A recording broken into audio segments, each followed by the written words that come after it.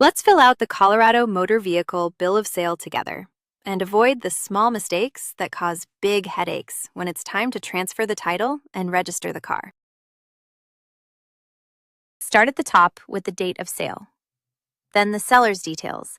In our example, that's Anna Baker with her address, phone, and email. Then the buyers, Ben Carter, with the same. 2 quick habits. Enter each name exactly as it appears on that person's ID and on the title. A nickname or a typo can stall the transfer later. And don't leave any line blank. If something doesn't apply, write NA.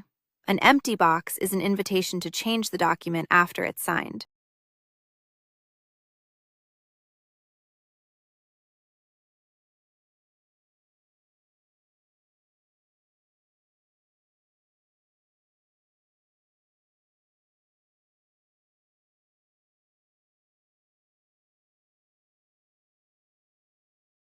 Next, describe the vehicle.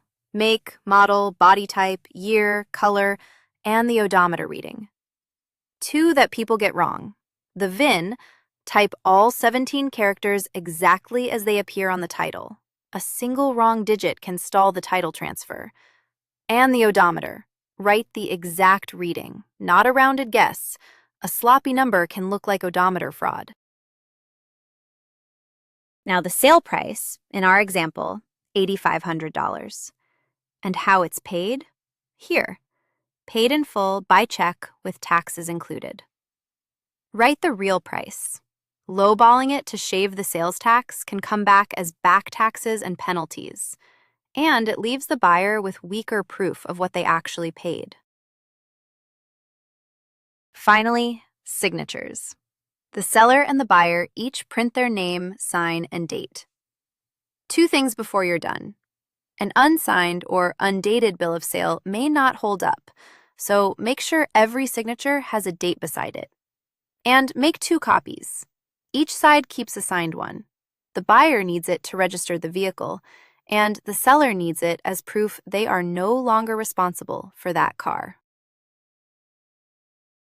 When selling or buying a vehicle in Colorado, here's what you need to know about the bill of sale requirements. First, you will need a motor vehicle bill of sale for the transaction. The bill of sale must include a description of the vehicle, meaning the year, make, and vehicle identification number. You will also need to enter the purchase price and the date of the sale. These are both required on the document. Now, for the title, you must provide the properly endorsed Colorado Certificate of Title.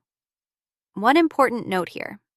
The original title must have been signed by the owner listed on the title.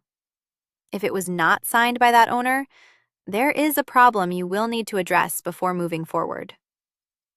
If there is a lien on the vehicle, you will need to include the date the lien was released. For odometer disclosure, this is required for trailers that are not self-propelled.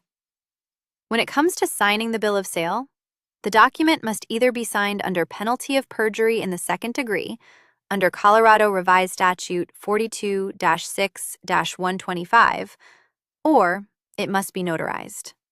Either option satisfies this requirement. One more thing for sellers.